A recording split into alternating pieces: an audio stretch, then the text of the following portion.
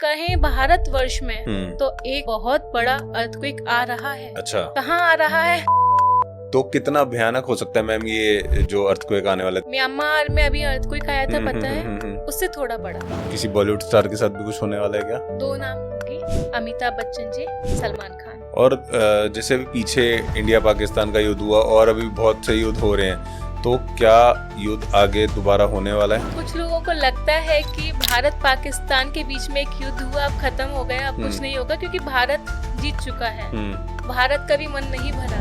क्या इंडिया में कुछ कोरोना या फिर कोई और वायरस भी आने के चांसेस हैं? कि जब एक विश्व युद्ध शुरू होता है तो कितने लोग मरते हैं। वायरस की वजह से जो मरने वालों की संख्या होगी वो विश्व युद्ध में मरने वालों की संख्या से ज्यादा होगी।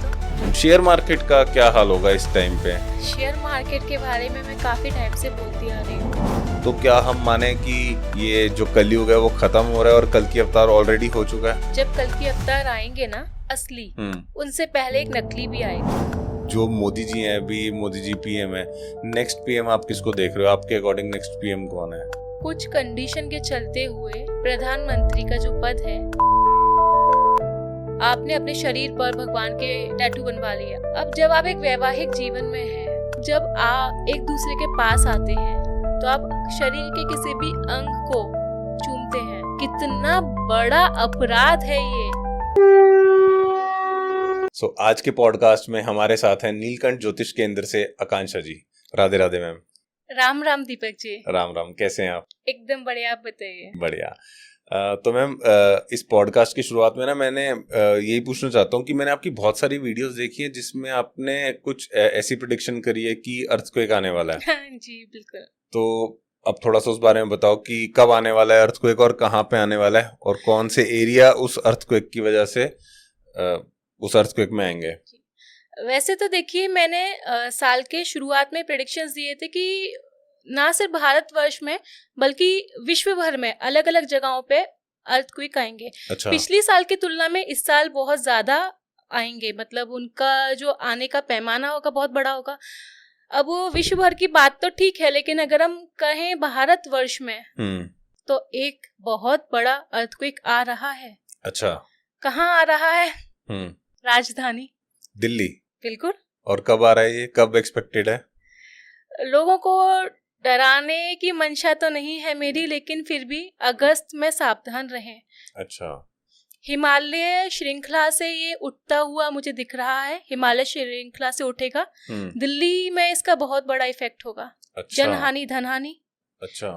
खास तौर से वो लोग जो पुराने घरों में हैं, इमारतें कमजोर हैं, वो अपनी घरों की घरों को संभाल लें, इमारतों को ठीक कराएं, या फिर उन घरों को एक पर्टिकुलर टाइम के लिए छोड़ दें। मतलब अगस्त का महीना आप कह रहे हैं? अगस्त का महीना तो खास तौर से। अच्छा, पूरा अगस्त का महीना ध्यान रखने वाला है। तो जैसे आप बता रहे हो कि आपको दिख रहा है ऐसा आने वाला है, तो ये आप सिर्फ ज्योतिष उसके हिसाब से बता रहे हो, कुछ साइंटिफिक इसका उसके पीछे भी इसका कुछ है? साइंटिफिक तो देखिए मैं नहीं कहूंगी, लेकिन मैं अपने ज्योतिष के जो भी मैंने स्टडी की है, मैं उसके आधार पर ही आपको बता रही हूँ। तो कितना भयानक हो सकता है मैम ये जो अर्थक्वेक आने वाला है दिल्ली में? म्यांमार में अभी अर्थक्वेक आया था, पता है? उससे थोड़ा बड़ा। उससे भी बड़ा? जी। तो मतलब दिल्ली के आई थिंक आसपास के एरिया भी उस पे, दिल्ली के साथ काफी सारी जगहों पे इसका इफेक्ट पड़ेगा। आप समझिए कि काफी बड़ा होगा। हिमालयन श्रृंखला से अगर उठेगा और राजधानी पे इसका असर हो रहा है तो जाहिर सी बात है बड़ा होगा, बहुत बड़ा होगा। काफी जगहों पे इसका गुजरात पे असर देखने को मिलेगा। अच्छा। इसका आसपास का पंजाब हो, हरियाणा हो, उत्तर प्रदेश हो, अफगानिस्तान, ईरान, बहुत सारी जगहों पे असर देखने को मिलेगा। जिस हिसाब से आप बता रहे हो मेरे को तो ऐसा लग रहा है कि आधी दिल्ली खत्म हो जाएगी। ऐसा?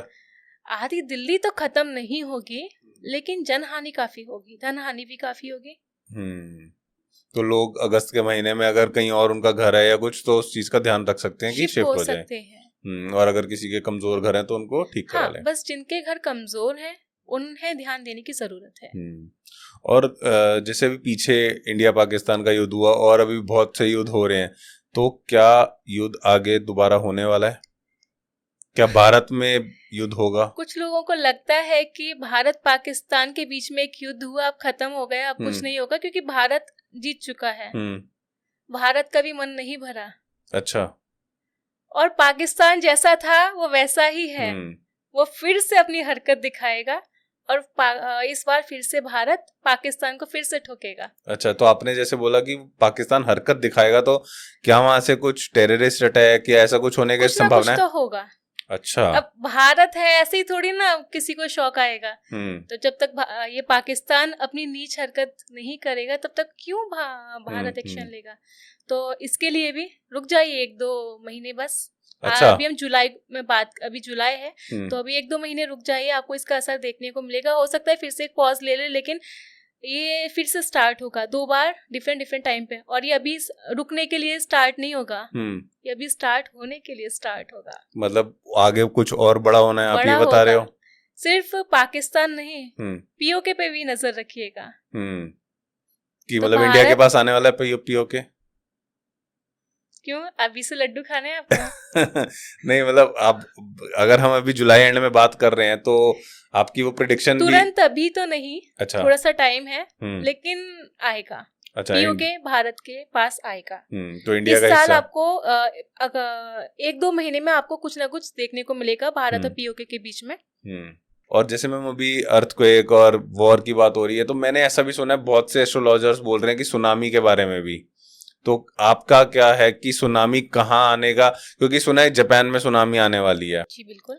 तो उसके बारे में आपकी क्या राय है? मैंने मेरे वीडियोस, मेरे चैनल पे ना, मैंने लोगों का ऐसा प्रेडिक्शन था, लोगों का ऐसा मानना था कि 5 जुलाई को सुनामी आएगी। मैंने सेम डे एक वीडियो अपलोड किया था जिसमें मैंने लिखा था साथ में कि आज ये वीडियो अपलोड करने का कारण ये है कि जब पूरी दुनिया बोल रही है कि 5 जुलाई को सुनामी आएगी, तो मैं ये जानती हूँ सुनामी आएगी, जापान में जरूर आएगी, लेकिन आज के दिन नहीं। मुझे गारंटी थी, बिल्कुल नहीं आई। तो जापान में सुनामी आएगी, जापान के साथ यूएसए में भी आएगी। अच्छा। कोरिया पर भी इसका इफेक्ट पड़ेगा। भारत में आएगी लेकिन इस साल नहीं। ओके जी। तो जापान और जो यूएस का बता रहे हो, कब एक्सपेक्टेड है ये इसी साल। अच्छा। सिर्फ इन देशों के बारे में नहीं, विश्व भर में जहाँ जहाँ समुद्री तट हैं वहां पर खतरा रहेगा। मेरा ऐसा सभी के लिए सजेशन होगा कि समुद्री तट पर ना जाएं, जो विदेश और जो लोग वहाँ रह रहे हैं तो थोड़ा उससे प्रिकॉशन लेना जरूरी है, दूर ही रहें, क्योंकि भले सुनामी ना आए लेकिन बहुत बड़ी बड़ी लहरें उठेंगी। अच्छा जी। तो उससे मतलब बहुत से लोगों को प्रॉब्लम होने वाली है। बिल्कुल। अगर सुनामी नहीं सुनामी आएगी नहीं, सुनामी आएगी। खास तौर से कैलिफोर्निया, लॉस एंजलिस और मतलब मैं एक नाम और भूल गई हूँ, इन लोगों को खास ध्यान देने की जरूरत है जापान के साथ। अच्छा। अभी जैसे आप देख ही रहे हैं लॉस एंजलिस, मैंने एक वीडियो में बोला भी था कि मैंने ट्रम्प की नियुक्ति से पहले बोल दिया था कि प्रेसिडेंट होंगे वो प्रेडिक्शन लग गया। उसके बाद एक और वीडियो बनाया था, मैंने कहा था कि ट्रम्प का इस बार राष्ट्रपति पद पर नियुक्त होना अमेरिका के लिए दुर्भाग्य की बात होगी। अच्छा। और आप देखिए उसके बाद क्या क्या हुआ है, जंगल में आग लग गई, इतने सारे दंगे हो रहे हैं, कभी मतलब पता नहीं क्या क्या हुआ। और मैंने आग की भविष्यवाणी भी पहले कर दी थी कि बहुत बड़े जंगल में आग लगेगी जिसको रोक पाना मुश्किल होगा। ऐसी कई सारी भविष्यवाणियां सच हो चुकी हैं। तो क्या जैसे कोरोना वायरस आया 2020 में, हमने सबने देखा, तो वैसा कुछ वायरस या फिर वापस कोरोना, क्योंकि बहुत सी न्यूज़ चल रही है बीच बीच में कि वायरस वापस आ रहा है, चाइना में भी वायरस वापस आ रहा है, तो क्या इंडिया में कुछ कोरोना या फिर कोई और वायरस भी आने के चांसेस हैं? एक बात बताऊं आपको, अभी जैसे हम समझ रहे हैं, सुनने में आ रहा है WW3 स्टार्ट हो चुका है। तो एक विश्व युद्ध स्टार्ट हो गई है, वर्ल्ड वॉर बिल्कुल हो चुका है। अच्छा। तो आप को पता होगा कि जब एक विश्व युद्ध शुरू होता है तो कितने लोग मरते हैं। वायरस की वजह से जो मरने वालों की संख्या होगी वो विश्व युद्ध में मरने वालों की संख्या से ज्यादा होगी। तो मतलब बहुत, कोरोना से भी बहुत बड़ा वायरस आने वाला है। एक नहीं, काफी सारे आने वाले हैं। अच्छा।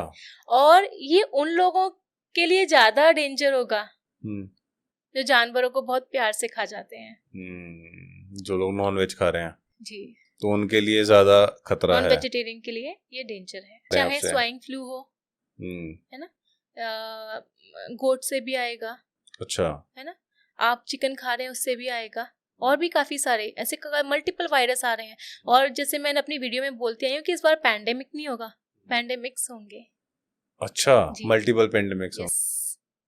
तो फिर से लॉकडाउन की स्थिति भी बनेगी? लॉकडाउन की स्थिति नहीं बनेगी, क्योंकि वायरस आते आते सितंबर, अभी रिसेंट 2-3 दिन में एक ग्रहण है। इस ग्रहण के बाद से काफ़ी सारी चीज़ें देखने को मिलेंगी आपको, है ना। और धीरे धीरे सितंबर से ना आपको वायरस देखना स्टार्ट हो जाएंगे, आपको मिलने लगेंगे। उसके बाद ये जो साल है ख़त्म होते होते वायरस का काउंट दिखना शुरू हो जाएगा। 2026 में इसका नंबर बहुत बड़ा होगा। अच्छा, नंबर बड़ा होगा, इसके साथ ही कुछ ऐसी परिस्थितियां होंगी सिविल वॉर जैसी कि इस सब के बीच में लॉकडाउन लगा पाना मुश्किल होगा। मतलब ऐसी क्या स्थिति हो सकती है कि लॉकडाउन ना लगे? और जैसे आप बता रहे हो कि कोरोना से भी बड़ा मतलब वर्ल्ड वॉर 3 में जितने लोग मरते हैं उससे, मतलब वर्ल्ड वॉर में जितने लोग मरते हैं उससे भी ज्यादा लोग मरेंगे इस वायरस में, बट स्टिल लॉकडाउन नहीं लगेगा, तो ऐसी क्या स्थिति हो सकती है? कुछ पर्टिकुलर टाइम के लिए इमरजेंसी लग सकती है। अच्छा, लॉकडाउन नहीं लगेगा, इमरजेंसी। हाँ, कुछ कुछ हो सकता है कुछ जगहों पे लॉकडाउन लगे, लेकिन इमरजेंसी की ज़्यादा पॉसिबिलिटीज हैं। और अब आप समझिए ना कि जब युद्ध सिविल वॉर चल रहा है भारत के अंदर, अभी जैसे आपने महाराष्ट्र में देखा है मराठी भाषा को लेके बहुत विवाद शुरू है। लोग यहाँ पे भारतवर्ष में हिंदुस्तानी होने की बजाय मराठी, गुजराती और पंजाबी, मतलब पंजाब और गुजरात में तो कोई नहीं है, तो इस तरह से अगर भाषा के ऊपर विवाद कर रहे हैं बजाय ये समझने के कि हमें हिंदुस्तान को कैसे मजबूत करना चाहिए, सशक्त भारत कैसे बनाना चाहिए, तो आप समझिए ना कि जब लोग अपने अपने में, अभी तो भाषा पे विवाद हो रहा है, जाति पाति पे विवाद होगा। कुछ ऐसे स्टेट हैं जो ऐसे मांग करने लगेंगे अलग होने की, चाहे वो बंगाल हो, त्रिपुरा हो, असम हो। तो क्या वो अलग होंगे या सिर्फ मांग तक ही रह जाएंगे?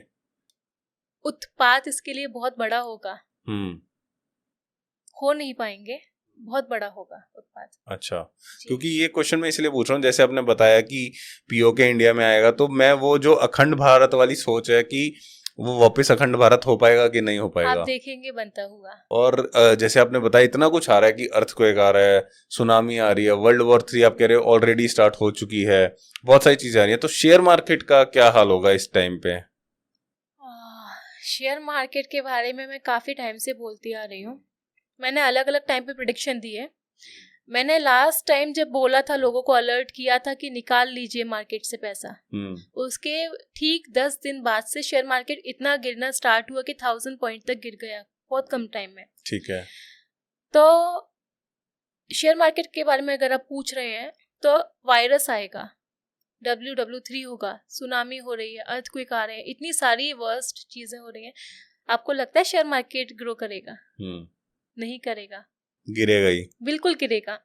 और जिन लोगों ने शेयर मार्केट में पैसा इन्वेस्ट करके रखा है उन लोगों के लिए एक बहुत बड़ी बात बोलने जा रही हूँ। अगर आपका पैसा शेयर मार्केट में है तो जुलाई 2026 तक निकाल लीजिएगा। अच्छा। क्योंकि जो अभी है वो रहे, अच्छा है, अगर वो भी चला जाए तो पॉसिबिलिटीज है जीरो हो जाएगा, जुलाई के बाद एक बहुत बड़ा क्रैश आएगा।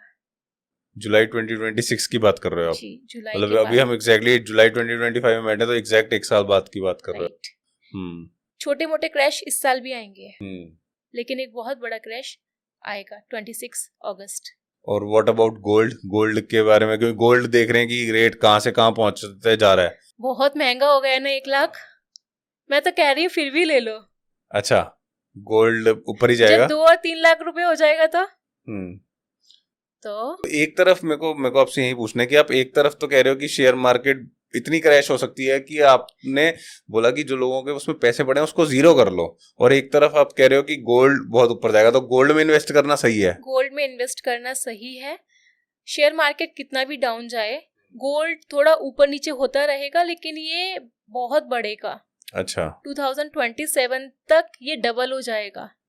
तो जो लोग ये सोच रहे हैं कि 1 लाख रुपए है कैसे लें, तब वो ये सोचेंगे 2 और 3 लाख रुपए है कैसे लें। और चांदी का, सिल्वर का? चांदी के भी रेट बढ़ेंगे। अच्छा, सोना चांदी यदि इन्वेस्ट करना चाहते हैं तो शेयर मार्केट में इन्वेस्ट कर सकते हैं, हार्ड परचेस करना चाहते हैं तो वो भी परचेस कर सकते हैं।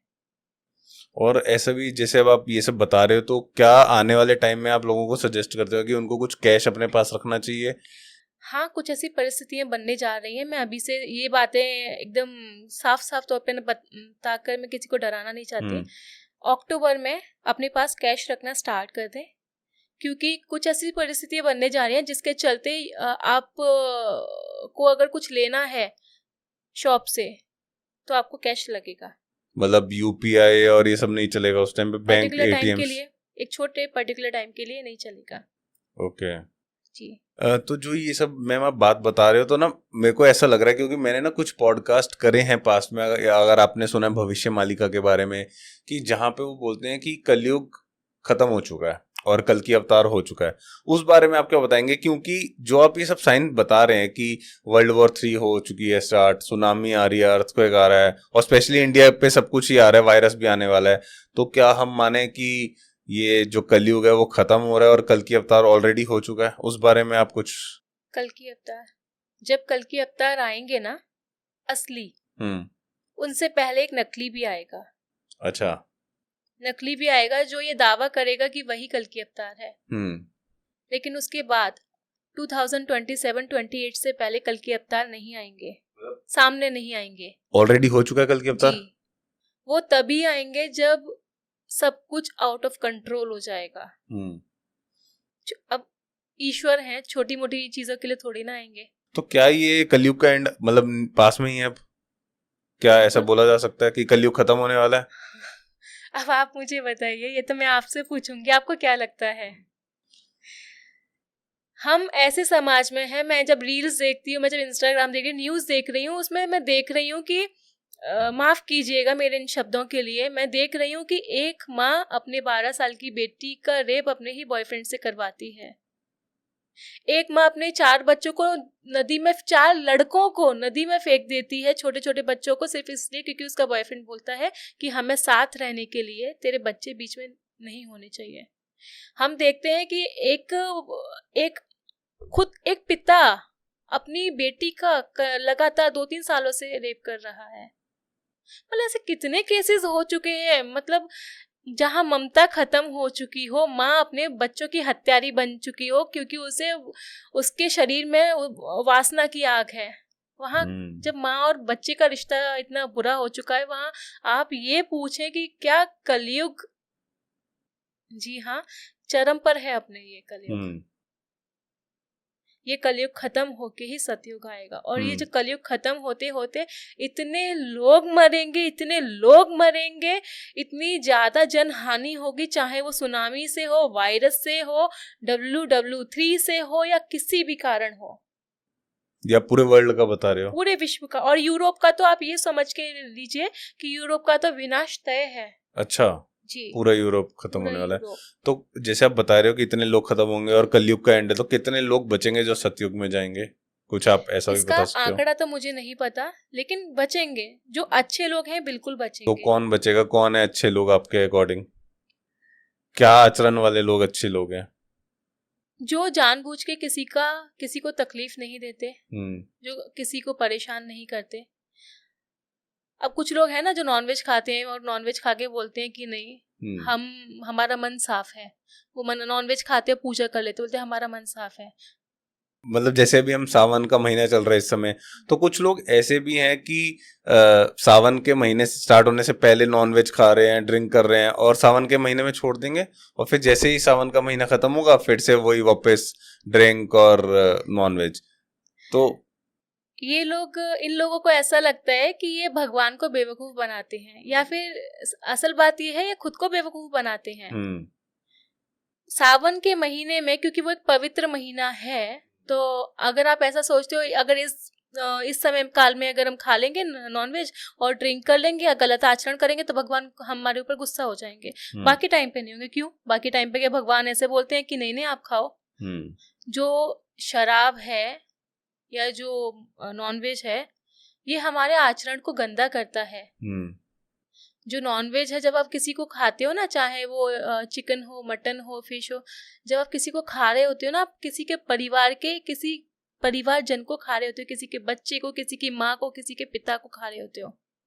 आपके जो लोग ये खाते हैं नॉनवेज, यदि उनके बच्चे को, उनके किसी भी परिवारजन को अगर एक भूखे शेर के सामने डाल दिया जाए, उसके भूखे शेर मरने वाला है ना, अगर वो खा लेगा तो क्या परेशानी है? तो ये अच्छा लगेगा? अगर आपका बच्चा आपके बच्चे को शेर खा लेगा तो ये चलेगा क्या? बिल्कुल भी नहीं। क्यों नहीं चलेगा? हाँ, आप अपनी भूख के लिए, अपनी खुशी के लिए, अपनी मैंने सुना है 6 या 7 मिनट तक रहता है जीभ पे टेस्ट, अगर आप कुछ भी खाते हैं तो बस उस टेस्ट के लिए खा रहे हैं लोग, उस टेस्ट के लिए खा रहे हैं। तो जैसे अब आप ये सब बता रहे हो ना, तो अभी जैसे आपको पता होगा वीगन कि लोग बोल रहे हैं कि दूध वगैरह भी नहीं पीना चाहिए, वो भी इनडायरेक्टली हम वैसा कर रहे हैं, तो क्या वो भी उसमें काउंट हो रहा है कि अगर हम डेयरी प्रोडक्ट्स ले रहे हैं? ये दूध को मांसाहार में शामिल कर दिया गया। हमारे तो शंकर भगवान का अभिषेक करते हैं हम दूध से, कैसे मांसाहार हो जाएगा? तो आप कुछ मेरे बारे में बता सकते हो इस पॉडकास्ट में? ठीक है, आप मुझे आपका बर्थ डेट बताएंगे? 4th 04 4। हाँ जी। ठीक है। बहुत ज्यादा स्मार्ट। अच्छा, स्मार्ट एज इन आपको पता है सामने वाला क्या है, कैसा है, आप बहुत जल्दी परख लेते हैं। दोस्त, तो आपके दोस्त का जो नंबर है ना बहुत कम होगा, क्वांटिटी की बजाय क्वालिटी। ठीक है। आप जिस चीज को पाना चाहेंगे वो नहीं मिलेगी, पूरी दुनिया मिल जाएगी, बस वही नहीं मिलेगी। आपने रेड बुलेट लेनी है, आप जब जाएंगे तो आपको सारे कलर मिल जाएंगे, वही नहीं मिलेगी। अच्छा। राहु का नंबर है, इसको सारी दुनिया की ख्वाहिशें हैं, सब कुछ चाहिए। तो मैं आपको सॉरी बीच में टोक रहा हूँ, तो क्या 4 नंबर वालों को मैनिफेस्टेशन नहीं करनी चाहिए? बिल्कुल करनी चाहिए। नहीं, जैसे आपने कहा ना कि जो आप चाहोगे वो ही नहीं मिलेगा, करनी चाहिए। मैंने अभी देखिए, मैंने मैनिफेस्ट किया था पिछले साल सितंबर में कि मैं एक आप भी 4 नंबर हो? आप भी 4 नंबर ही हो? ओके। तो ठीक है, लेकिन अच्छा, राहु वाले जो लोग हैं ना, ये एकदम स्ट्रेट फॉरवर्ड होते हैं। अगर गलत है तो गलत है, फिर सामने कोई भी क्यों ना हो लड़ने को तैयार। इनको गलत बर्दाश्त नहीं होता। मित्र बहुत अच्छे होते हैं, दोस्त। अगर किसी ने प्यार से बात कर ली, जान लगा देंगे किसी के लिए भी। बोलते भाई आजा, लफड़ा हो गया। बोलते भाई तू रुक अभी, आज काट डालेंगे। काटना नहीं है, लेकिन दोस्तों के लिए एकदम जान हाजिर है। परिवार वालों से ज्यादा सुख नहीं मिल पाता। अच्छा। कहीं ना कहीं कुछ ना कुछ कमी रह जाती है। अच्छा। सब कुछ बढ़िया रहेगा, कुछ ना कुछ कमी रह जाएगी। इनका इंट्यूशन पावर बहुत अच्छा होता है।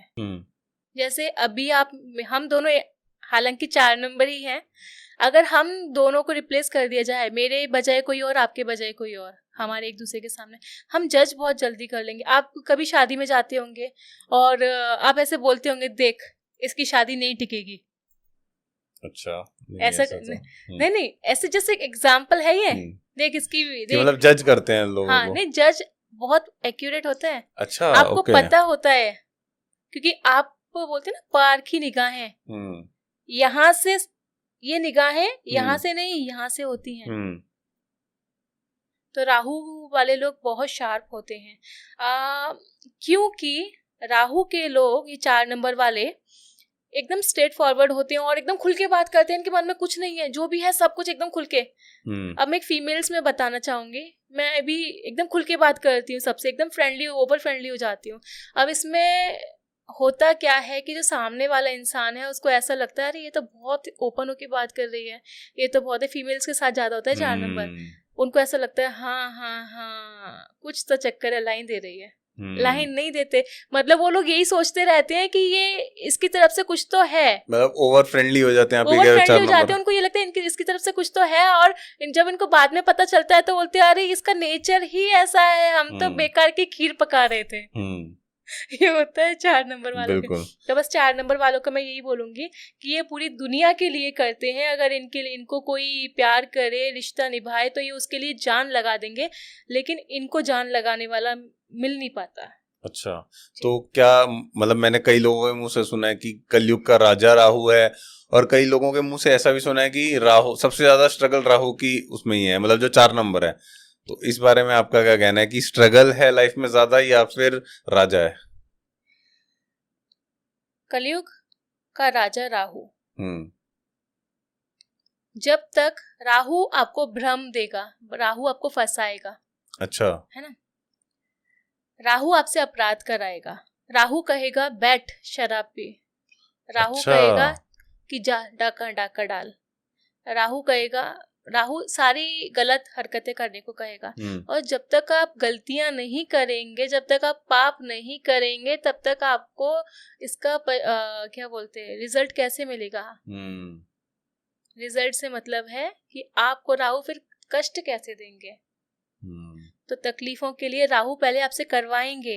अब वो ऐसे तो नहीं ये करेंगे कि राहु की महादशा आती है तो राहु की महादशा आपसे गलत चीजें करवाती है, गलत संगत देगी, राहु की महादशा गलत मित्र देगी, गलत चीजों में आपको इन्वॉल्व करवाएगी। अच्छा। फिर आएगी गुरु की महादशा। अब वो धर्म का समय है। अगर आपने उस समय काल में धर्म को देखते हुए कुछ धर्म कर्म किया, सब कुछ चीजें सेटल कर ली तो ठीक है। अगर आप तब भी नहीं सुधरे तो आती है शनि की महादशा, जो दंडाधिकारी है। फिर वो कहेंगे आजा, राहु की महादशा में किया तूने, गुरु की महादशा में कुछ भी ठीक नहीं किया, अब मैं हूं, आजा। तो राहु राजा है। राहु राजा इसलिए है क्योंकि जो बुरे कर्म कर रहा है उसका समय है, उसके पास धन है, सब कुछ है। जो अच्छा है उसके पास कुछ नहीं है। अब जब हम बात कर रहे हैं कि इस समय काल में वो लोग जल्दी जाएंगे जिनके पाप ज्यादा हैं। तो जिन लोगों के पास कुछ नहीं है ना, जिन लोगों ने परोपकार किया, जिन लोगों ने धर्म किया, जिन लोगों ने अच्छी संगत की, सब कुछ अच्छा किया लेकिन कुछ भी नहीं मिला, वो इस कलयुग के अंत में बच जाएंगे। अच्छा।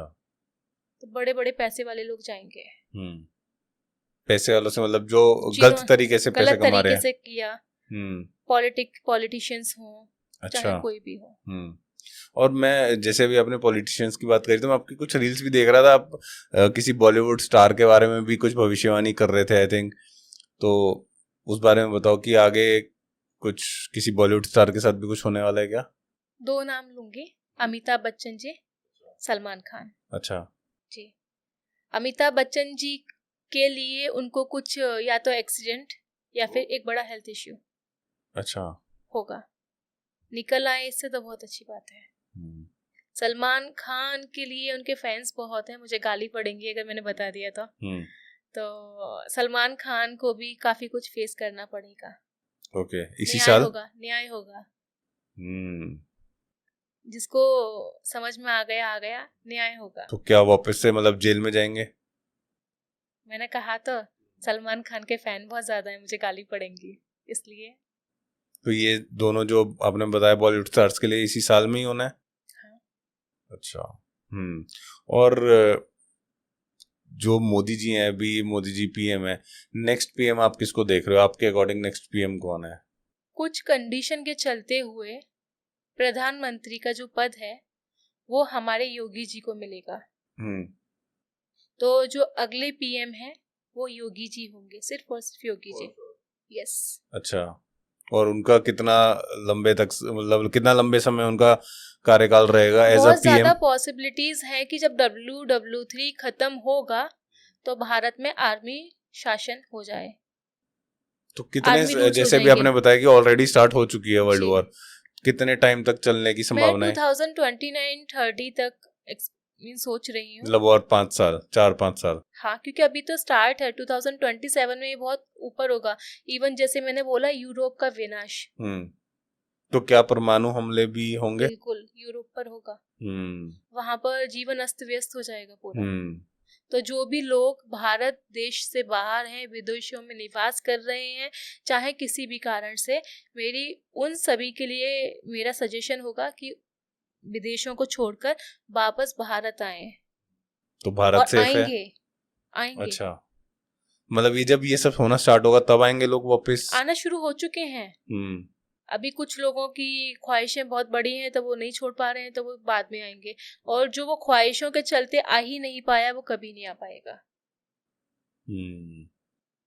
दुर्घटना से देर भली कहते हैं ना, तो भाई मत उस दुर्घटना के चक्कर में पड़ो, पैसे कम मिले परिवार के पास आओ। तो इंडिया जो ये World War III है उसमें इंडिया मतलब सेफ रहेगा आगे चल के? और आप देखिए, जन हानि धन हानि जन हानि खास तौर पे सब जगह होगी, है ना। अब ऐसा तो नहीं है कि भारत का जब इन्वॉल्वमेंट होगा, इंडिया पार्टिसिपेट करेगा, इंडिया का भी इन्वॉल्वमेंट होगा, तो नुकसान तो भारत का भी होगा, लेकिन फिर भी कुछ ना कुछ लोग बचेंगे, बहुत सारे लोग बचेंगे जी। और मैम अच्छा, जब हम बात कर रहे थे पीछे ना, आपने ग्रहण की बात करी थी कि अभी ग्रहण आने वाला, कब कब लग रहा है वो ग्रहण? इस अमावस्या को। अच्छा, जो अभी अपकमिंग अमावस्या है। यस। तो उस ग्रहण, ये हमारा पॉडकास्ट बाद में आएगा, ग्रहण पहले आएगा। अच्छा, तो उस ग्रहण के बाद क्या मतलब वो पॉजिटिव कुछ इफेक्ट्स दिखेंगे या नेगेटिव, और क्या इफेक्ट्स दिखेंगे? नेगेटिव इफेक्ट दिखेंगे, स्पेशली सितंबर में एक अमावस्या आ रही है। सितंबर में जो अमावस्या आ रही है उसके बाद से चीजें ज्यादा बुरी हो जाएंगी। अच्छा जी। तो अगर आप बता पाएंगे किस सेंस में आप कह रहे हैं चीजें बुरी हो जाएंगी? वायरस के केसेस दिखना स्टार्ट अच्छा, वही हो सब अर्थ को जाएंगे, सिविल वॉर वगैरह ये सब स्टार्ट हो जाएंगे, तो मतलब हर एक चीज में एक्टिविटी देखने को मिलेगी। तो मैम अभी थोड़ी सी हम बात करते हैं स्टोन्स की, क्योंकि आजकल बहुत ज्यादा स्टोन्स का भी बहुत चल रहा है। तो मैंने ऐसा सुना है कि पुखराज जो है, जिसकी शादी नहीं हो रही उसको पुखराज पहनना चाहिए, उससे जल्दी शादी होती है, तो क्या ऐसा है? ज्योतिष में विवाह के कारक गुरु है, ये सच है, लेकिन ज्योतिष में कौन सा घर है जो विवाह के, जिसके स्वामी विवाह के लिए कारक है, वो देखना भी जरूरी है। तो पुखराज, बहुत सारे लोग होंगे जो ये जब ये वीडियो देखेंगे तो बहुत सारे ऐसे लोग हैं जिन्होंने पुखराज पहना है। यदि आपकी कुंडली में गुरु खराब स्थिति में है और अगर आपने पुखराज पहन लिया तो आपके शरीर में ना चर्बी बढ़ना स्टार्ट हो जाएगी। ऐसे बहुत सारे लोग होंगे जिन्होंने पुखराज, मैंने लोगों को नोटिस किया है, कितने ही लोगों ने उतारा है मेरे सामने पुखराज। मैंने उनको नोटिस करा है कि ये पहनने के बाद से वजन बढ़ा, उन्होंने ये बोला कि अरे हमने कौन सी कोशिश नहीं कर ली वेट लॉस करने की, तो पुखराज ने वेट बढ़ा दिया। वेट बढ़ाते हैं। और रही शादी की बात, हाँ गुरु कारक हैं, पहनने चाहिए, लेकिन रत्नों से ज्यादा मैं उपायों पे विश्वास करती हूँ।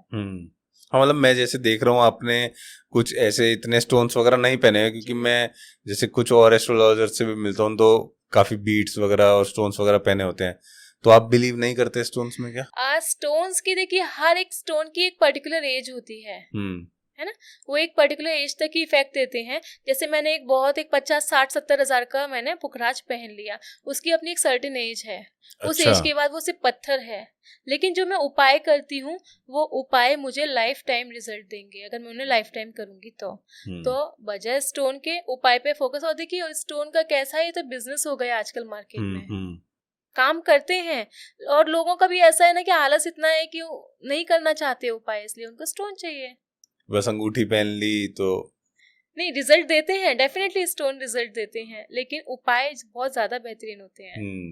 जी, प्रकृति से प्रेम करना चाहिए, गुरु की सेवा करनी चाहिए, मंदिरों में सेवा करनी चाहिए। मंदिरों में जाके, सेवा का मतलब है झाड़ू पोछा। आपके पास बहुत सारे पैसे हैं इसलिए दान कर दिए, नहीं, मंदिरों में जाके जरा झाड़ू पोछा करो, भगवान की सेवा करो, अपने कर्म सुधारो। तो मैम एक चीज और है, अभी मैं आपकी एक वीडियो भी देख रहा था जिसमें आप ये बोल रहे हो कि किसी के भी पैर ऐसे नहीं छूने चाहिए, और जो हमने अपने संस्कारों में सीखा है, सनातन धर्म में यही सिखाया गया बचपन से कि कोई भी बड़ा मिल रहा है तो उसके पैर छुओ, बट आप ऑपोजिट बोल रहे हो, तो उसके बारे में क्या राय है, क्या कहना चाहोगे? मतलब आप इसमें होता क्या है कि जब हम किसी के चरण स्पर्श करते हैं तो हम, हर किसी इंसान की अपनी एक अलग एनर्जी जोन होता है। जब हम किसी के चरणों को स्पर्श करते हैं तो हम एनर्जी जोन में चले जाते हैं, उसकी एनर्जी लेते हैं, यहाँ पे लगाते हैं, थोड़े से मस्तिष्क पे लगाते हैं, और यहाँ पे सहस्त्राचार चक्र, ये बहुत कोमल हिस्सा है हमारा।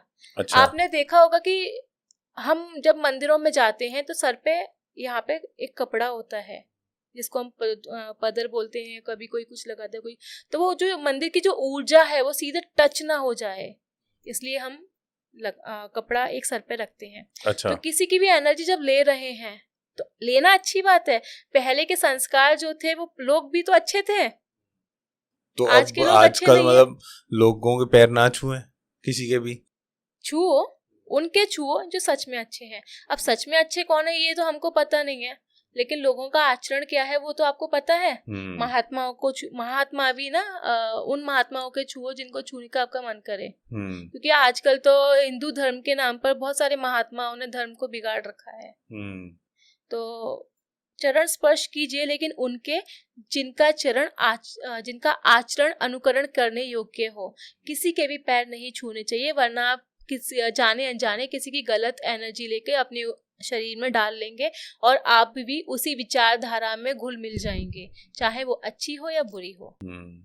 और आजकल लोग ना घरों में, घर के मंदिरों में और बाहर मंदिरों में जाके भी अगरबत्ती भी जला रहे हैं, तो उस बारे में आपकी क्या राय है अगरबत्ती के बारे में? बहुत गंभीर विषय है, लोगों को पता ही नहीं है। सुगंध आती है, बहुत खुशबू आती है। क्योंकि मैंने ऐसा भी देखा है, लोग जैसे अपनी शॉप वगैरह में भी खुशबू के लिए अगरबत्ती जला देते हैं। जी, आपको पता है अगरबत्ती में किस लकड़ी का उपयोग करते हैं? मैंने ऐसा सुना है शायद बांस की लकड़ी होती है। और बांस की लकड़ी को हमारे हिंदू धर्म में कब जलाया जाता है? आई थिंक जब कोई पूरा शमशान वगैरह में जलती है। जब किसी व्यक्ति की मृत्यु हो जाती है तो उसे बांस की लकड़ी पे ले जाया जाता है और जलाया जाता है। बांस की लकड़ी बहुत शुभ मानी जाती है, उसे कभी भी नहीं जलाना चाहिए। मोक्ष की प्राप्ति के लिए बांस की लकड़ी पे उसकी शव यात्रा निकालते हैं और जला देते हैं। तो जिसको हमने इतना शुभ माना उसको आप रोज घर में जला रहे हो, अपमान कर रहे हो, आप घर में पितृदोष बना रहे हो। अच्छा। तो वो लोग जो रोज घर में अगरबत्ती लगाते हैं वो घर में पितृदोष बना रहे हैं जाने अनजाने। तो अगरबत्ती हमारे हिंदू धर्म में नहीं लगानी चाहिए।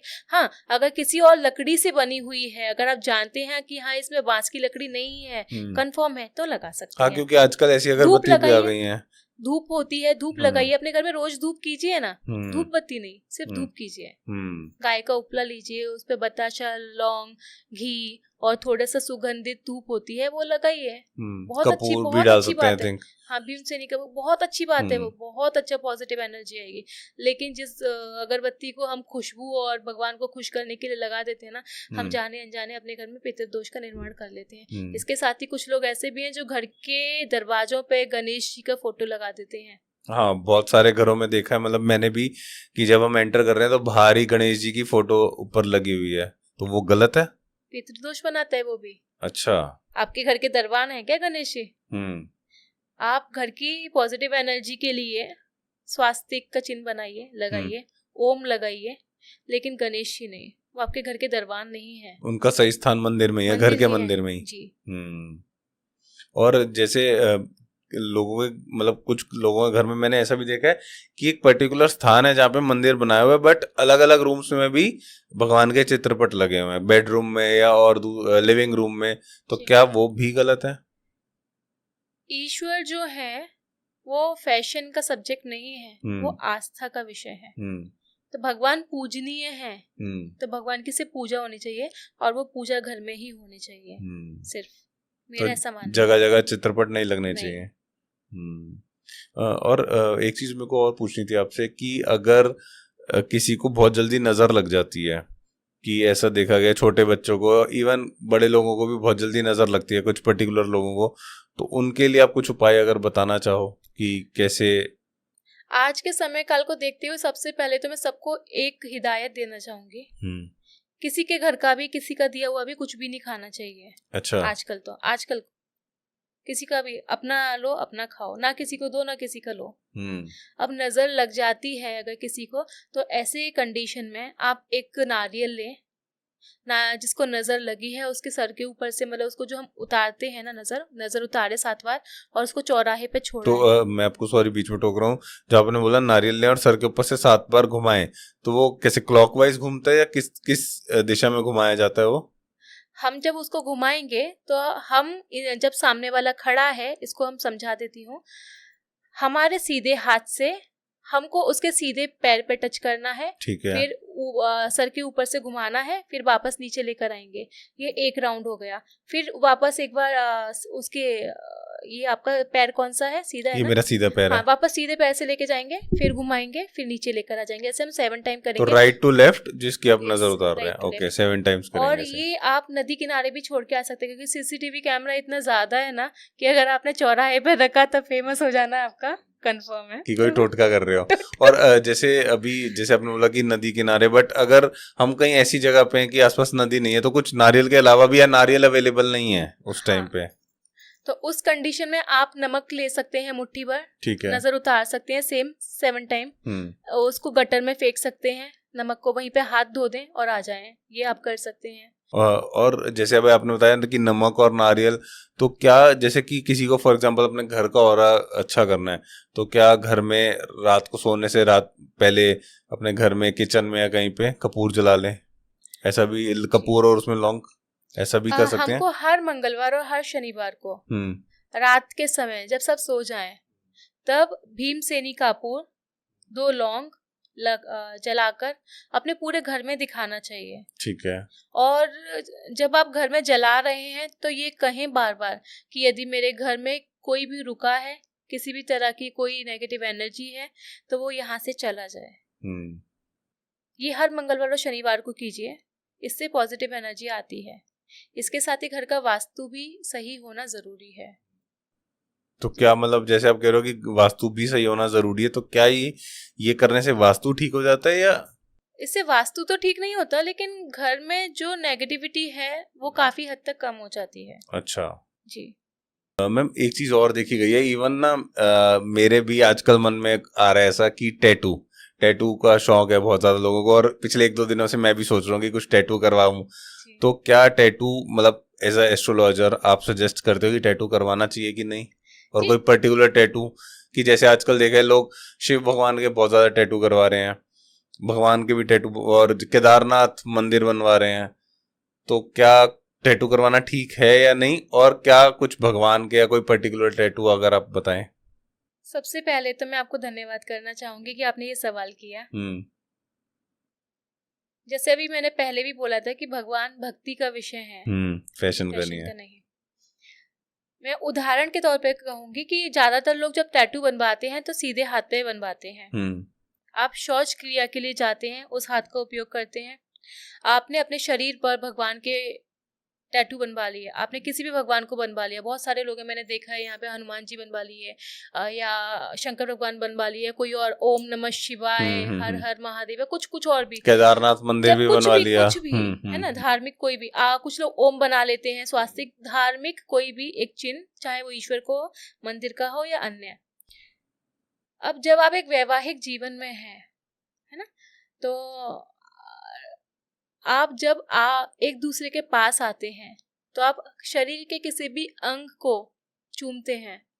अब वहां पे भगवान है सामने, और आप जब आपने वहां चूमा लेकिन आपके मन में वासना है, कितना बड़ा अपराध है ये।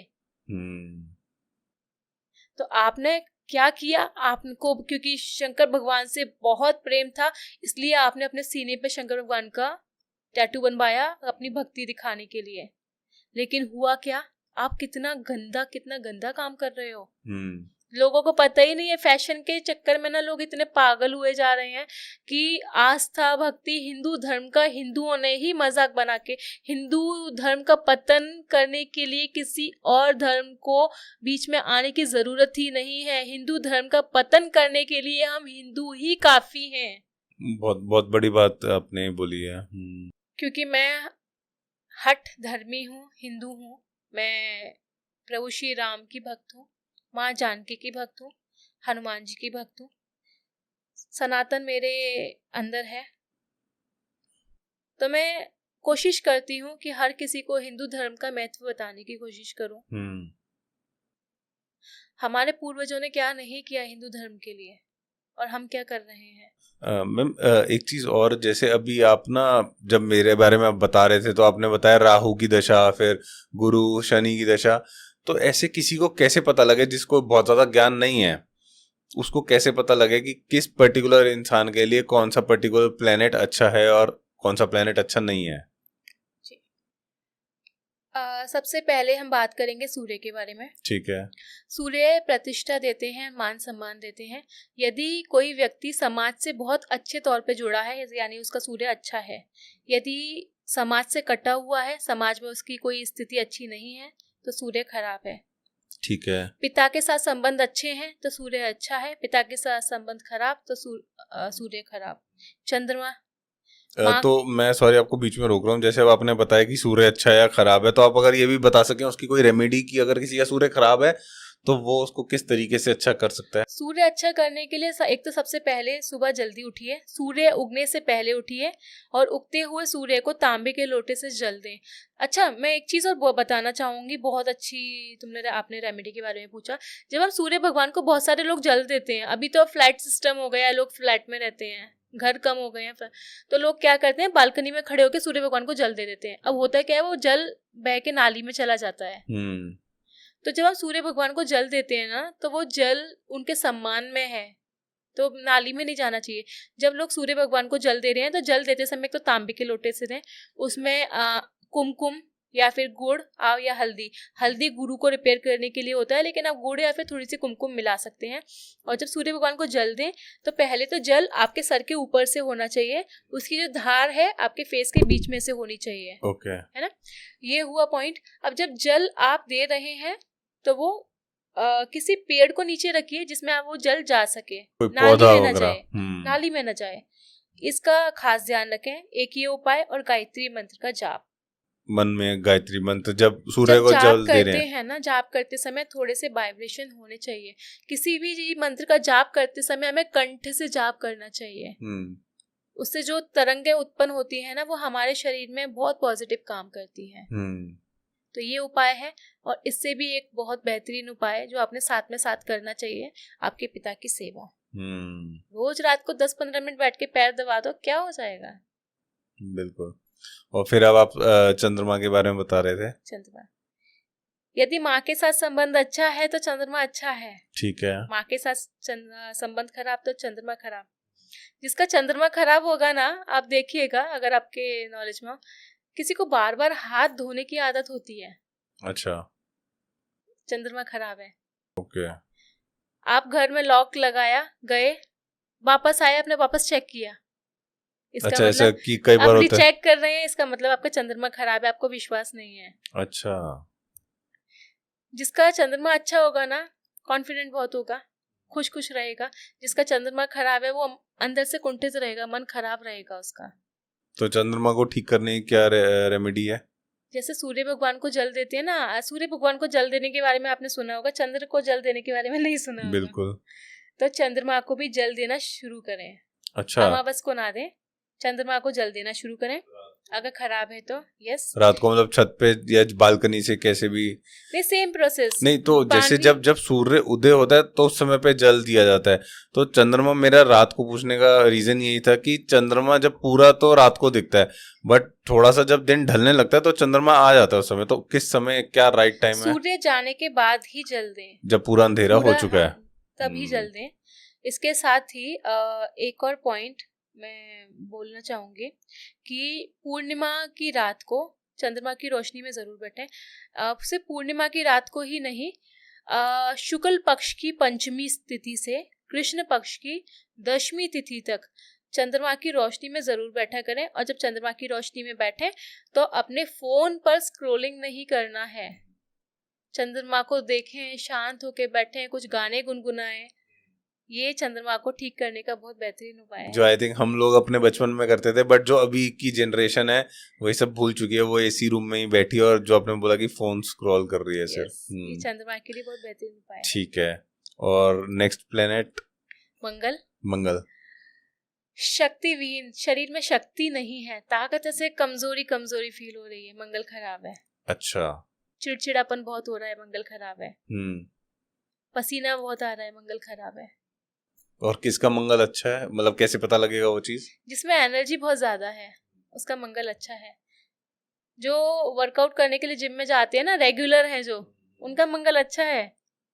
अगर आपका मंगल अच्छा है मतलब आप वर्कआउट कर रहे हो। अगर आपका मंगल अच्छा नहीं, आप प्लान बनाते रह जाओगे, आप जा नहीं पाओगे वर्कआउट करने। अच्छा। और मंगल को ठीक करने की रेमेडी? जो खेल में अच्छा है, जो गेम्स में अच्छा है, एक्टिविटी, क्योंकि मैंने बोला शरीर में एनर्जी होगी तो वो खेलेगा। जिस खेल में अच्छा है, जो रोज खेल रहा है, उसका मंगल अच्छा है। तो जो मतलब कुछ एक्टिविटीज में है उसका मंगल अच्छा है। हाँ, और अगर किसी का खराब है तो उसमें क्या रेमेडीज है मंगल को ठीक करने मंगल की? को ठीक करने के लिए एक तो मिट्टी पर, कच्ची मिट्टी के ऊपर बिना चप्पल जूते यानी नंगे पैर रोज टहला करें, कम से कम 15-10 मिनट। ठीक है, उससे मंगल ठीक होता है? उससे मंगल ठीक होता है, मिट्टी के ऊपर टहलने से।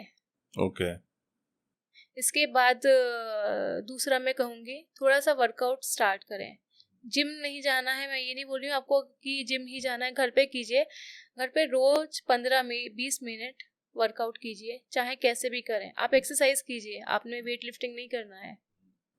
तो मतलब अपनी थोड़ी एक्टिविटीज को बढ़ाए अगर मंगल ठीक करना है तो। ठीक है। उसके बाद कौन सा प्लेनेट आता है मंगल के बाद? अब आएगा बुध। बुध। आपने बहुत सारे लोगों को देखा होगा, अच्छे अच्छे जो लॉयर हैं, वो क्यों अच्छे हैं? क्योंकि उनको बोलने की कला बहुत अच्छी आती है। बोलते हैं ना, बोल, कुछ ऐसे लोग होते हैं जो बोल के भी मिट्टी भी बेच दे। हाँ बिल्कुल। उनका बुद्ध बहुत अच्छा होता है। अच्छा, तो जो बोलने में अच्छा है और लोगों को मैनिपुलेट कर सकता है, उनका बुद्ध अच्छा है? आपकी जिसका बुद्ध खास तौर से कन्या और मिथुन लग्न वाले, वो आपको है ना आपकी बुराई भी कर देंगे और आप समझ भी नहीं पाओगे। अच्छा, बुराई भी उनकी अच्छी लगेगी हमें। अच्छा ठीक है। तो यदि जो जिनका बुद्ध अच्छा होता है वो ना बोलने में बहुत माहिर होते हैं, किताबें पढ़ते हैं। जिनका बुद्ध अच्छा है वो किताबें पढ़ना उनको पसंद होता है, उनकी बातें सुनना लोगों को पसंद आएंगी, जिनका बुद्ध अच्छा है। और अगर किसी का बुद्ध खराब है तो वो इसका ऑपोजिट है। जिनका बुद्ध अच्छा नहीं है इसका ऑपोजिट होगा। साथ में जिसका बुद्ध अच्छा नहीं है उसका पेट अक्सर खराब रहेगा। अच्छा। स्किन में इचिंग हो सकती है, कुछ प्रॉब्लम, फंगल इन्फेक्शन या कुछ और भी हो सकता है। तो ये खराब बुद्ध के। तो इसकी क्या रेमेडीज हैं बुद्ध को ठीक करने की? बुद्ध को ठीक करने के लिए एक तो आंवला खाना शुरू करें। ठीक है ना, आंवला खाएं। आंवले के साथ आपने सुना होगा घास। पहले तक तो घोड़ा ही खाता था, लेकिन इंसान भी खाएंगे तो इससे बुद्ध ठीक हो जाएगा। अच्छा, घास खाएं थोड़ी सी, हर बुधवार, रोज नहीं, कम से कम बुधवार को थोड़ी सी घास, उसका पेस्ट बना लें, थोड़ा सा उसका जूस निकालें और थोड़ा सा पी लें, 1 चम्मच बस। तो ये हर बुधवार किया जा सकता है। आंवला खाएंगे बहुत अच्छा रहेगा, आंवला खाना शुरू करें। और साथ में किताबें भी पढ़ें, किताबें पढ़ने से भी बुद्ध ठीक हो जाएगा। अच्छा, तो कोई भी किसी भी तरीके की किताब, ताकि बस आप रीडिंग करें। हाँ, एक और उपाय मैं बहुत बेहतरीन बताना चाहूंगी, पेड़ों को पानी देना भी शुरू करेंगे। जिसका बुद्ध खराब है? जिसका बुद्ध खराब है। अच्छा जी। तो क्या कोई पर्टिकुलर पेड़ को देना है या नॉर्मल? किसी को भी, प्रकृति की सेवा करनी है, प्रकृति की सेवा करनी है, प्रकृति की सेवा करनी है, तो पेड़ों का पानी देने के लिए मैं बात कर रही हूँ। ठीक है जी। नेक्स्ट अब हम आ जाएंगे गुरु पर। ये गुरु आते ही आपने थोड़ा फेस ऐसा करा, ऐसा क्यों? नहीं है ना, जस्ट ऐसे हम पॉइंट पे आ जाते हैं। तो गुरु वाले लोग, जिनका गुरु अच्छा है, ज्ञानी होगा, है ना, गुरु ज्ञान देते हैं, धार्मिक होगा, स्पिरिचुअल होगा, धर्म कर्म से जुड़ा होगा, अपने धर्म के प्रति वफादार जो बोलते हैं वो होगा, है ना। कुछ लोग वो होते हैं ना कि धर्म पे बात आई तो एकदम खड़े हो जाते हैं। ये अच्छे गुरु के, इनका गुरु बहुत अच्छा होगा। गुरु यानी इनके पास एक गुरु होगा जो ज्ञानी होगा, ये होगा। अब जिनका गुरु अच्छा है ना, वो थोड़े से ऐसे चबी चबी होंगे, ऐसे थोड़ा सा ऐसा गोल मटोल, एकदम बहुत मोटे नहीं, थोड़े से गोल मटोल होंगे। अच्छा, एकदम खुश मिजाज, शांत, ज्यादा उनको गुस्सा नहीं आएगा, कुछ नहीं, शांत, एक मस्त मौला। और जिनका गुरु खराब है, बहुत ज्यादा मोटे हो सकते हैं। अच्छा, ओके। बहुत ज्यादा मोटे हो सकते हैं। जिनका गुरु खराब है उनका पेट अक्सर खराब रहेगा। जिनका गुरु खराब है उनमें ज्ञान की कमी होने लगेगी, है ना। धर्म के विपरीत जाने लगेंगे। कुछ लोग मैंने ऐसे देखे हैं जिनके पास उनके अपने मंदिर हैं, बहुत प्राचीन, लेकिन उनको धर्म में रुचि नहीं है, तो उनका गुरु खराब है। तो गुरु को ठीक करने की क्या रेमेडीज हैं? हमारे गुरुजी हैं पवन सिन्हा गुरुजी, वो बहुत बेहतरीन उपाय बताते हैं, थोड़े महंगे हैं, या बहुत ज्यादा महंगे हैं। हम्म। गाय, गुरु और मंदिर, इनकी सेवा महंगे क्यों बोले? लोगों के पास इनकी सेवा करने का समय नहीं है, इसलिए महंगे हैं। पैसा एक नहीं लगता, एक भी पैसा नहीं लगता। गाय की सेवा कीजिए, गाय को खाना डालिए, गाय को जो भी आप दे सकते हैं वो कुछ भी खिलाइए। गुरु की सेवा कीजिए, आजकल गुरु तो है ही नहीं लोगों के पास, तो अगर गुरु है तो उनकी सेवा कीजिए। मंदिर की सेवा, मंदिर का झाड़ू पोछा वगैरह जैसे आप सेवा कर पाए वो सेवा कीजिए। अच्छा, एक चीज़ और, क्योंकि गाय की बात आई है तो मैं बताना चाहूँगी कि गाय की जब सेवा करते हैं तो जब हम, देखा होगा आपने, गाय को रोटी डालते हो ऐसे फेंक के आ जाते, गाय को जब रोटी देते हैं ना तो उसको अपने हाथ से खिलानी चाहिए और उसके पास खड़ा रहना चाहिए। गाय का जो हम्प होता है उसमें पॉजिटिव एनर्जी स्टोर होती है। जब वो गाय खाती है ना तो उसके हम्प से एनर्जी रिलीज होती है, पॉजिटिव एनर्जी, और हम उसके ओरा में खड़े होते हैं तो वो एनर्जी हम तक आती है। और जब वो हम तक आती है ना तो वो हमारी नेगेटिव एनर्जी उस गाय तक जाती है। ये मुझे पता नहीं, लेकिन मैंने सुना है कि साइंटिफिक भी ये प्रूवन है, साइंटिस्ट भी ये बताते हैं। और मैंने इनफैक्ट ऐसा भी सुना है, जैसे आपने बताया कि गाय को अपने हाथ से रोटी खिलाओ, तो मैंने ऐसा भी सुना है कि अगर गाय की जो जीभ है अगर वो आपकी हथेली पे लग रही है तो वो आपकी अगर खराब किस्मत भी है ना वो किस्मत भी अच्छी हो जाएगी। अच्छा, ये बोला आपने, बहुत अच्छा है। मैं एक और बात बोलूंगी, मेरे ऐसे बहुत सारे यजमान हैं जिनको हम क्लाइंट बोलते हैं। मैंने उनको गाय को रोटी खिलाने के लिए बोला, वो मुझे फोन करते हैं, बोलते मैम हम डालते हैं लेकिन वो खाती नहीं, रोटी ऐसी पड़ी है। हाँ। हम रोज देते हैं लेकिन वो नहीं खाती, खा ही नहीं रही, हम क्या करें? तो इसका मतलब उनका गुरु इतना खराब है कि गाय रोटी भी नहीं खा रही है। अच्छा। तो जीव वाला बोला, सच में अगर गाय आपके हाथ से इतने प्यार से खाना खा रही है, आपका भाग्य बदलेगा, बिल्कुल बदलेगा। तो अगर आपका गुरु इतना ज्यादा खराब है तो क्या गाय उस जो वो नेगेटिव हो रहा है उसको फील करके रोटी नहीं खाती? ऐसा भी हो सकता है, आपके हाथ से नहीं खा रही वो? हो सकता है। अच्छा जी। ठीक है। तो इसके बाद हम आ जाते हैं शुक्र पर। शुक्र के लिए यदि आपका शुक्र खराब है तो सबसे पहले आपका बेडरूम अस्त व्यस्त रहेगा। ठीक है। आप उसको कितना भी संभालिए, कितना भी सुंदर बनाइए, फिर से अस्त व्यस्त हो जाएगा। मतलब कहीं पे कपड़े पड़े हैं, कहीं पे कुछ पड़ा है, ना कुछ कपड़े पड़े हो, गंदा हो गया, कभी आप कुछ रख के भूल गए, तो यदि शुक्र खराब है तो आपका रूम अस्त व्यस्त रहेगा। अच्छा, तो मेरे को ना आपसे एक चीज पूछनी है कि अगर एक हस्बैंड वाइफ हैं, उस बेडरूम में वो दोनों रह रहे हैं, अब दोनों में से कोई एक कर रहा है बट वो बेडरूम खराब है, तो क्या दोनों के ही शुक्र पे इफेक्ट पड़ेगा? बिल्कुल। अच्छा। वैवाहिक जीवन का कारक भी शुक्र है ना, दाम्पत्य जीवन के लिए। तो यदि आपका रूम खराब है, आपका रूम, बहुत सारे लोग, अगर आप किसी को जानते होंगे, अगर उनका रूम जब भी आप देखेंगे खराब मिलेगा, तो उनके मैरिड लाइफ में कहीं ना कहीं कोई डिस्टर्बेंस जरूर होगा। अच्छा, बेवजह की लड़ाइयाँ? हाँ, नहीं, कुछ भी हो। तो अगर आप चाहते हैं कि कोई भी हस्बैंड वाइफ अगर ये चाहते हैं कि उनके बीच का रिलेशन बहुत अच्छा बना रहे, तो बेहतर होगा कि अपने रूम को एकदम साफ सुथरा रखें। लोगों का घर में भी अगर उनका, कुछ लोग होते हैं जिनका घर बहुत सुंदर, अंदर जाते ही ना एकदम ऐसे एकदम मन, बोलते हैं ना, आत्मा तृप्त हो जाती है। तो इसका मतलब अगर किसी ने घर को बहुत सुंदर सजाया हुआ है, उस इंसान का शुक्र बहुत अच्छा है जिसने इसको सजाया हुआ है।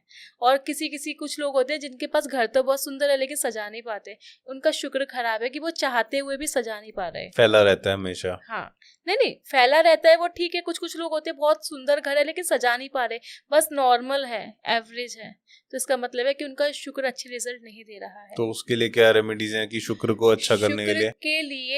एक तो अपने डाइट में दही का उपयोग करें। ठीक है। इसके साथ ही इत्र का उपयोग करें, जो ओरिजिनल फॉर्म में होता है, वो ड्यू वगैरह नहीं, या बॉटल में जो परफ्यूम मिलता है इत्र आते हैं, इत्र होता है, उसको लें, रोज अपने कलाइयों पे लगाएं। ठीक है। थोड़ा सा। तो कोई पर्टिकुलर इत्र या कोई भी फ्रेग्रेंस? कोशिश कीजिए कोई ऐसा फ्रेग्रेंस हो जो सफेद रंग के फूल को रिप्रेजेंट करता हो। अच्छा, जैसे चमेली हो गया। चमेली, अदरवाइज आप कोई भी ले सकते हैं, ऐसा कंपलसरी नहीं है कि यही वाला चाहिए, आप कोई भी ले सकते हैं। ठीक है। तो एक ये उपाय है। इसके साथ ही थोड़ा सा मेरा सजेशन होगा, खास तौर से हस्बैंड के लिए, कि अपनी पत्नी को हर शुक्रवार को बहुत ज्यादा नहीं, गजरा लाके दे दिया करें। वाइट फूल जो कितने 20 से 1 रुपए का आता होगा, 20-30 रुपए। पत्नी भी खुश और शुक्र भी अच्छा हो जाएगा उसका। और यदि एक और बात, धन के लिए जब हम बात करेंगे तो उसके लिए जो मेन प्लैनेट आ जाते हैं वो होते हैं शुक्र, ऐश्वर्य, वैभव, हर एक चीज का कारक शुक्र है। तो यदि आपका शुक्र अच्छा नहीं है तो कुछ नहीं मिलेगा। और शुक्र का कारक एक पति के लिए कौन है? पत्नी। तो अगर पत्नी को खुश रख रहे हो आप तो आपका शुक्र अच्छा है और आप जल्दी धनवान हो सकते हो। जो धनवान तो नहीं, हाँ। लेकिन बाकी सारी चीजें भी आपको फॉलो करनी पड़ेंगी। हाँ। लेकिन शुक्र को बैलेंस रखने के लिए पत्नी को खुश, अपने शुक्र को अच्छा करने के लिए शुक्र, अपनी वाइफ को खुश रखना बहुत जरूरी है। बिल्कुल, ठीक है। अब हम बात आ जाते हैं शनि के ऊपर। शनि, जिससे लोग आई थिंक काफी डरते हैं। कुछ लोग है ना, मैं एक बात करना चाहूंगी कि कुछ नहीं, बहुत सारे लोग हैं जो ये बोलते हैं कि मैम हमारी तो 7.5 आ गई, शनि की महादशा आ गई, अब क्या होगा, अब हम क्या करें। 7.5 हर किसी के जीवन में आती है। ऐसा थोड़ी ना है कि मेष राशि पे आ गई, वृषभ पे आ गई, मिथुन पे नहीं आएगी, सब पे आती है। आपके कर्मों के आधार पर आपको मिलने वाला रिजल्ट है 7.5। ठीक है।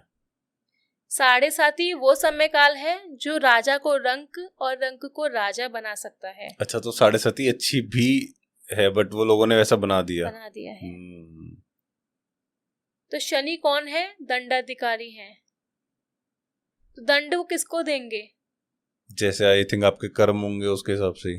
अगर आपके कर्म बहुत अच्छे हैं, आपने कोई गलती नहीं की है, अगर आप सब कुछ अच्छा कर रहे हो तो शनि आपको दंड नहीं देंगे। तो शनि से डरना बंद करें।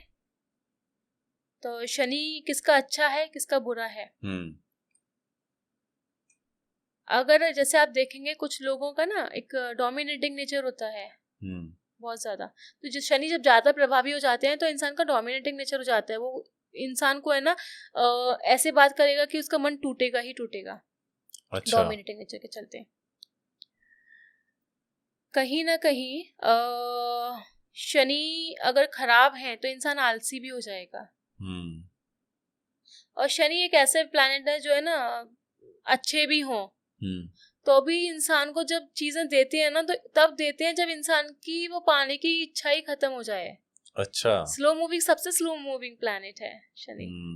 तो वो देते देते इंसान को इतना, बोलते ना, पत्थर को रगड़ते रगड़ते रगड़ते उसमें चमक लाने के लिए इतना रगड़ा कि वो जो चमक थी उसने भी बोला कि रहने दे, अब मेरी इच्छाएं खत्म हो गई। तो शनि देते हैं, बहुत देर से देते हैं, लेकिन जब देते हैं तब तक इंसान की इच्छाएं खत्म हो जाती हैं।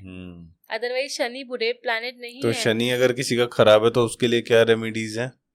एक तो अपना व्यवहार बदलिए। लोगों के साथ बुरा व्यवहार ना करें। बड़े बूढ़े जो लोग हैं, है ना, 60+ लोग जो हैं, उनके साथ बैठ के बातें कीजिए। और बैठ के बातें कौन सी करनी है? किसी की बुराई भलाई नहीं करनी। धर्म की बातें कीजिए, कर्म की बातें कीजिए, अपने पुराने दिनों की सिर्फ अच्छी बातें कीजिए। गॉसिपिंग नहीं करनी है। ठीक है। तो जो बड़े बूढ़े लोग हैं उनकी अच्छी संगत आपके शनि को इम्प्रूव कर सकती है। गरीब लोगों की मदद करना, जो गरीब सच में गरीब हैं, उनकी मदद करना आपके शनि को इम्प्रूव कर सकती है। आपके व्यवहार, आपके आचरण में अच्छी चीजें शामिल करना, ये आपके शनि को इम्प्रूव कर सकती है। ठीक है। तो ये आपने करना चाहिए। मैम, इस पॉडकास्ट के एंड में ना मैं एक चीज और पूछना चाहता हूँ। आई थिंक काफी लोग उस चीज के लिए कंफ्यूज होंगे कि जो राशि होती है क्या वो आपकी डेट ऑफ बर्थ के अकॉर्डिंग होती है या फिर जो आपका मंथ ऑफ बर्थ है उसके अकॉर्डिंग होती है या फिर जो आपका नाम का जो पहला अक्षर है उसके अकॉर्डिंग आपको अपनी राशि देखनी चाहिए? क्या आप अपना हॉरोस्कोप अगर देख रहे हो तो आपको किस हिसाब से देखना चाहिए? जी देखिए, जब हम ज्योतिष में बात करते हैं तो ज्योतिष में आपने राशि की बात की। जब हम कुंडली देखते हैं तो कुंडली देखते समय एक होती है राशि, एक होती है लग्न। ठीक है। लग्न बहुत ज्यादा इम्पोर्टेंट है, बहुत ज्यादा इम्पोर्टेंट। लेकिन जब आप राशि की बात कर रहे हैं तो राशि भी इम्पोर्टेंट है। आपने जब कहा नाम अक्षर होता है एक नक्षत्र से। ठीक है। आपका जो नक्षत्र है उस एक पर्टिकुलर नक्षत्र में कुछ शब्द होते हैं, उन शब्दों के आधार पे आपका नाम डिसाइड होता है। ठीक है। तो हर एक चीज का अपना एक अलग इम्पोर्टेंस है। आपको क्या देखना है, है ना। तो जब आप कुंडली देखते हैं, कुंडली में गोचर की परिस्थिति क्या है, उसके अकॉर्डिंगली तो फॉर एग्जांपल किस मेरे को अपना डेली हॉरोस्कोप देखना है, तो मैं किस हिसाब से देखूं अपना डेली हॉरोस्कोप? ठीक है, सपोज सचिन तेंदुलकर की बात करते ठीक हैं, है। उनकी मेष राशि है, हम उदाहरण ले लेते हैं, मुझे उनकी राशि नहीं पता है, उनकी मेष राशि है। मेष राशि तो ऐसे ये आपने कई नाम लाखों, के हिसाब से बताइए मेष? नहीं मैं नाम के हिसाब से नहीं, मैंने एक उदाहरण लिया अच्छा, है। एग्जांपल दे वैसे रहे तो हैं आप। उनकी नाम के हिसाब से कुंभ राशि हो जाएगी, लेकिन मैंने एक उदाहरण के तौर पे ले लिया है कि सपोज एक पर्टिकुलर पर्सन की एक मेष राशि है, अमिताभ बच्चन की मेष राशि है, ये समझ लीजिए। तो अमिताभ बच्चन के लिए जो दिन गुजरेगा, क्या बाकी सारी मेष राशि वालों के लिए वैसे ही गुजरेगा? कुछ ना कुछ तो फर्क होगा। राशि में कुछ परसेंटेज सेम होते हैं कि आज सो एंड सो राशि का दिन ऐसा गुजरेगा। तो उसमें से अगर 10 चीजें लिखी हैं तो कोई एक चीज आपके लिए वो फिट डेफिनेटली कर सकती होगी, है। मैं 10 में से 5 चीजें डेफिनेटली होंगी, लेकिन 10 की 10 हो ऐसे कंफर्म नहीं है, क्योंकि गोचर, राशि, दशाएं वगैरह सब कुछ का मिला जुला कॉम्बिनेशन जो भी छन के आएगा वो आपके जीवन में होगा। तो सिर्फ राशि पे ऐसा महत्व दे देना कि आज न्यूज़पेपर में ऐसा लिखा है कि मेष राशि वालों के भाग्य में ऐसा होगा, उनको आज एक नया जीवन साथी मिलेगा, आज उनके घर में धन के भंडार खुलेंगे, ऐसा ऐसा, तो सबके साथ थोड़ी ना होगा ये। तो मैं समझ गया आपको पॉइंट, बट क्या जो अगर कोई डेली देख रहा है अपना हॉरोस्कोप, तो उसको अपने डेट ऑफ बर्थ के अकॉर्डिंग देखना चाहिए, मंथ ऑफ बर्थ के अकॉर्डिंग, या फिर अपने नाम के अकॉर्डिंग? दोनों भी अलग हैं। हमारे भारत में जो पद्धति है वो है निरायन पद्धति, और बाहर देश में जो हम देखते हैं वो होती है सायन पद्धति। हम चंद्र राशि देखते हैं, बाहर देश में जो पश्चिमी देश है वहाँ पे सूर्य की राशि से देखा जाता अच्छा। है। तो क्योंकि हम तो चंद्र, दोनों भी सही हैं, तो गलत नहीं है, लेकिन वहाँ का तरीका अलग है, हमारा तरीका अलग तो है। इंडियंस में क्या तरीका चलता है? हम राशि के अकॉर्डिंगली देखते हैं, मतलब date of month of birth या नाम? नहीं, नाम से। अच्छा, नाम से। तो अगर राशि। फॉर एग्जांपल मेरा नाम दीपक है, तो मेरी राशि क्या? मीन? जी, स्पाइसेस। ओके। तो birth of month of birth से नहीं देखना है आपको? मंथ ऑफ बर्थ से नहीं देखना है, नाम से देखना है। अब आपका नाम दीपक है, आपकी मीन राशि हुई, ये तो नाम से हुई, लेकिन आपकी कुंडली में राशि क्या है उसका भी महत्व बहुत ज्यादा है। ओके। दीपक नाम का असर आपके ऊपर जरूर पड़ेगा, लेकिन कुंडली में अगर राशि कुछ और है तो उसका असर बहुत ज्यादा होगा। ठीक है जी। तो thank you so much ma'am, बहुत अच्छा पॉडकास्ट रहा ये, और आई होप जो आपने रेमेडीज बताई हैं ये सब प्लैनेट्स की, वो लोगों को उससे कुछ फायदा हो। So thank you so much. जय श्री राम। जी, जय श्री राम।